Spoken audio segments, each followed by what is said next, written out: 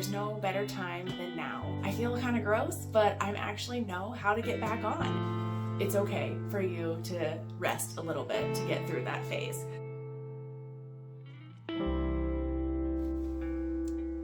Hello friends, I am Kelsey with All Things Keto with Kelsey, and welcome back to my channel. I am so glad that you're here. In today's video, I am going to be talking about getting back into ketosis.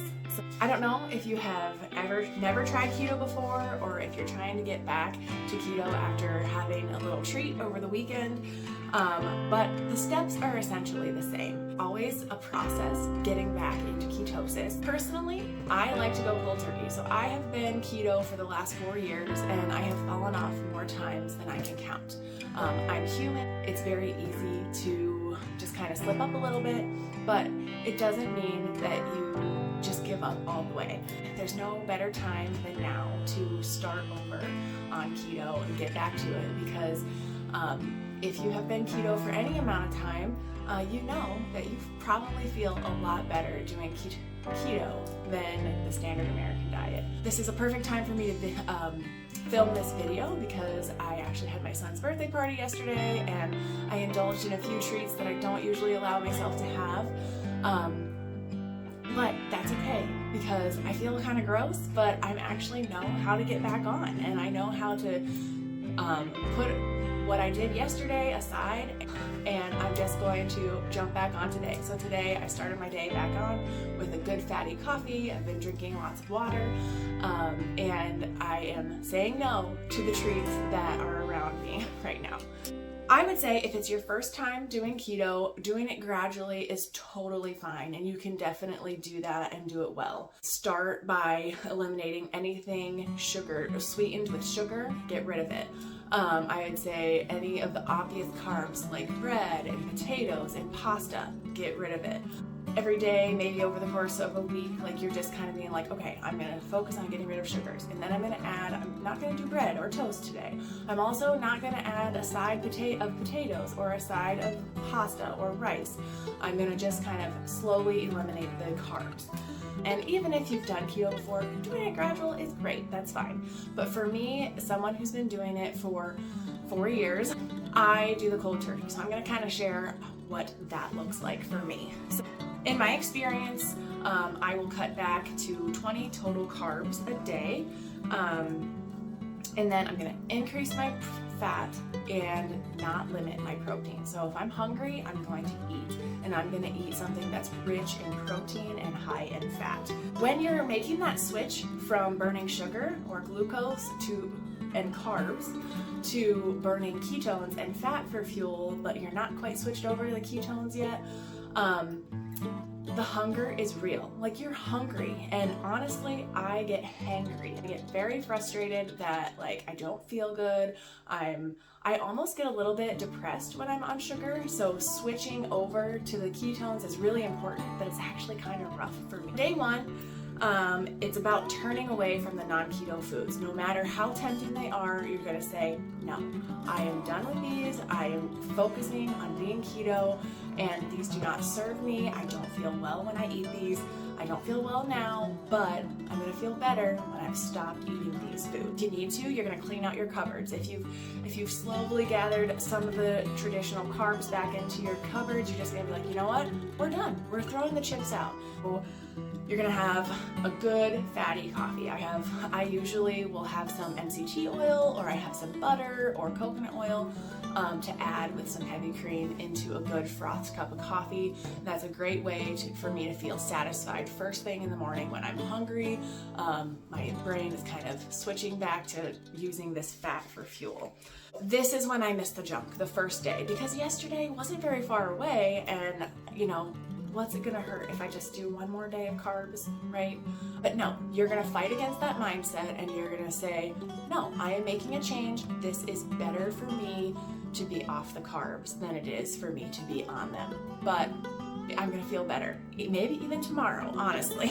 Don't limit your food. Don't try to be an intermittent faster on day one. It's the hardest time. So I try not to eat past 6 p.m., but that's just my preference because I don't sleep as well if I'm eating very close to bedtime. Day number 2 is the hardest day for me.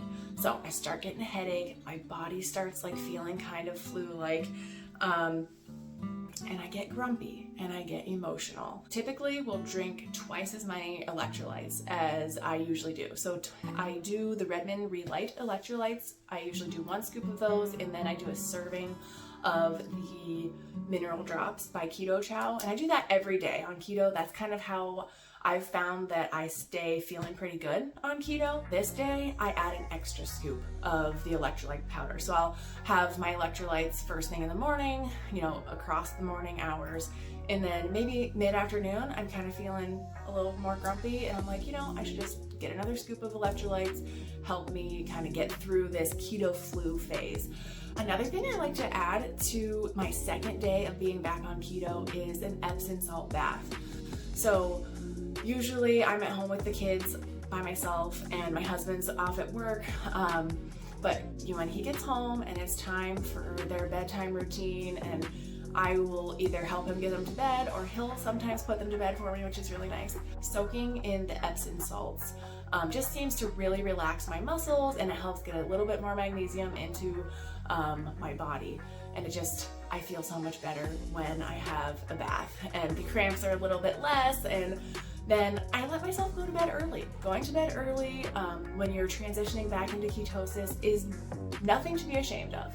You have pushed through 2 full days of getting off the carbs and getting back into keto, and it's okay for you to rest a little bit to get through that phase. On day 3, by the end of the day, I'm starting to feel more energized. I'm feeling less depressed. I feel happier, and I can tell I have kind of gotten over the hump of the carbs, and I'm burning ketones again. If I would measure, I would guess that I would probably be, you know, 0.4, 0.5 millimoles of ketones. They're usually not super measurable at this point, but they're measurable enough to say, yeah, they're there. If you had pee strips that you used, you could probably be in light ketosis by now. And I just keep on keeping on. Once I pass day 3, I feel like I'm home free. This is when I'm starting to feel the best, and I can actually tell that I'm burning ketones again. So a couple of things that I try to avoid during this phase is like sweeteners. For me personally, I have found that using sweeteners in the first 3 days of getting back into ketosis actually makes my cravings worse. I also try to avoid watching any food videos online. It sounds kind of silly, but to be completely honest, it can be really triggering for me. If I'm scrolling Facebook and I'm just looking through everything and I'm like, oh, wow, it makes me crave things that I don't need to be craving and things that I don't need to be eating. Also, I mentioned this earlier, but I also do not stress fasting. So intermittent fasting, typically I try to fast, 16 to 18 hours a day. And to be honest, when I'm getting back into keto, I just can't do that because I'm switching from glucose to ketones. It doesn't work for me to try to do that. I would say the biggest step from getting from glucose to running ketones is taking one step at a time. Something that I do like to encourage is I drink plenty of water, I drink plenty of electrolytes, I actually drink a lot of early white